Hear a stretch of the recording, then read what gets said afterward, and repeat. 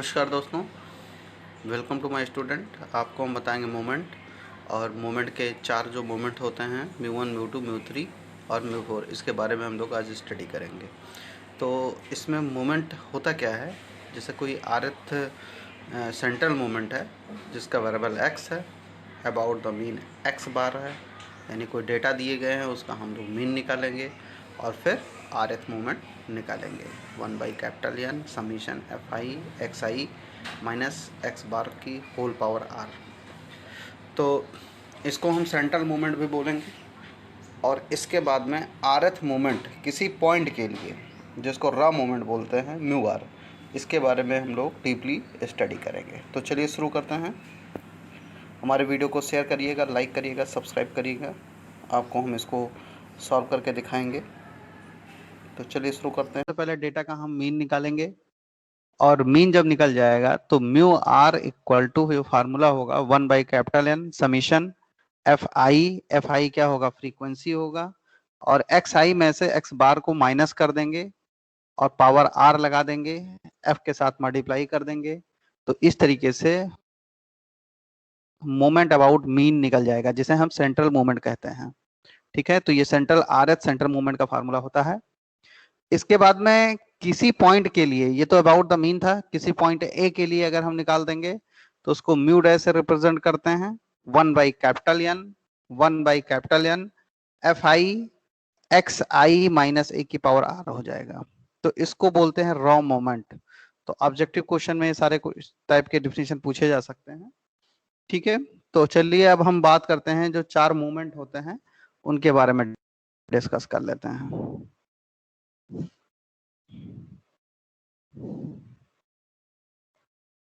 Moment about mean,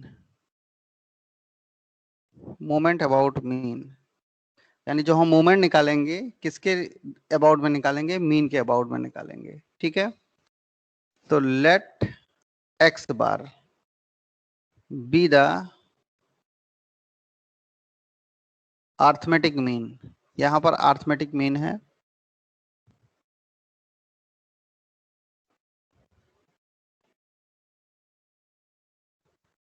arithmetic mean है।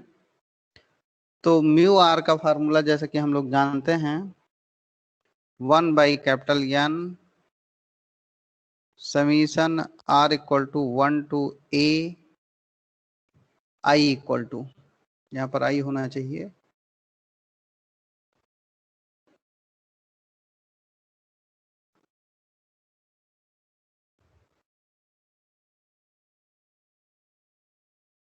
F I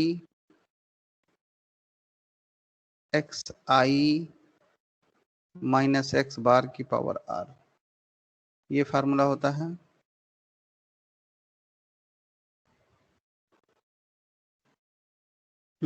तो सबसे पहले बच्चों इसमें r इक्वल टू 0 पुट करेंगे।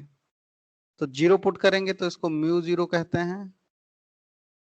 तो म्यू 0 का फार्मूला ध्यान दीजिएगा, बन जाएगा आपका 1/N summation i equal to 1 to, हटा दिया गया है इसमें 1 to a, जो भी जाए जहां तक जाएगा डैश डैश लिख देते हैं, एफ आई एक्स आई माइनस एक्स बार की पावर 0, इसकी वैल्यू 1 निकल कर आएगी। जब आप कैलकुलेट करके देखोगे इस डेटा को, जो 2 टेबल दिया जाएगा, जैसा कि अभी ऑब्जेक्टिव क्वेश्चन में दिखा रहा था, तो जब 2 टेबल दिया जाएगा तो उसको हम कैलकुलेट करके देखेंगे तो हमेशा जो निकल कर आएगा वो म्यू 0 की वैल्यू कितनी निकल कर आएगी, 1 निकल कर आएगी। ठीक है, तो r इक्वल टू 1 इसमें डिफाइन नहीं हो पा रहा है कि 1 कैसे आएगा, लेकिन जब हम डेटा में कैलकुलेट करेंगे बच्चों तो वहां पर दिखाई पड़ेगा। तो म्यू1 जब निकालेंगे बच्चों, तो म्यू1 में 1/N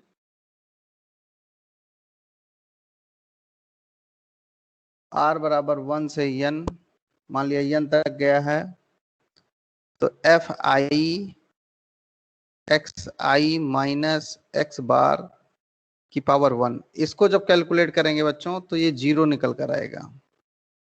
क्या निकल कर आएगा? 0।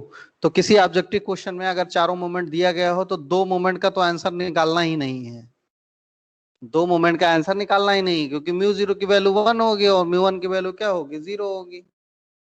ठीक है, तो अब इसके बाद में अगला निकालते हैं।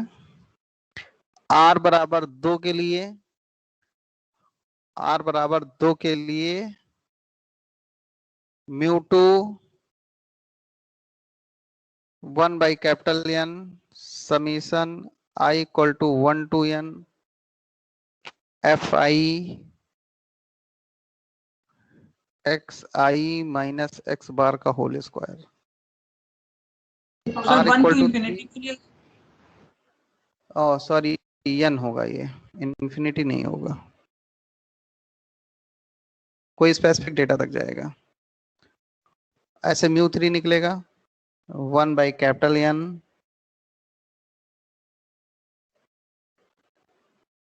I बराबर 1 से n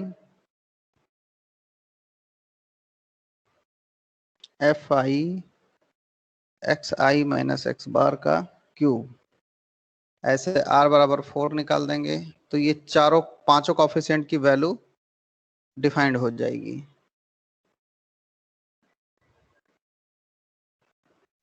fi xi minus x बार की पावर 4।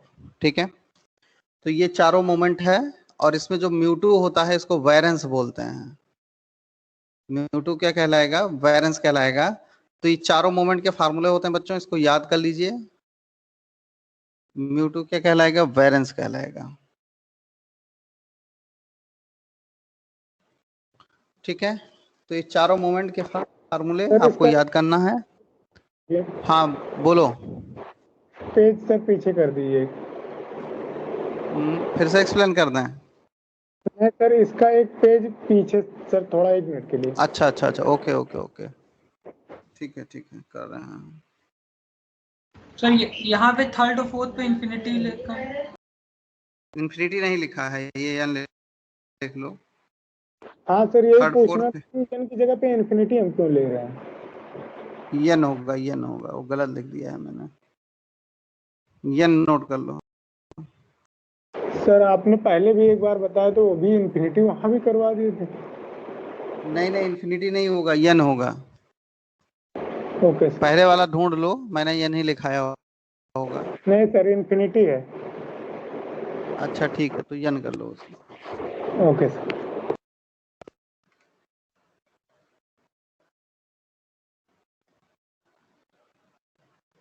तो ये चार मोमेंट के फार्मूले आप याद कर लीजिए। ठीक है,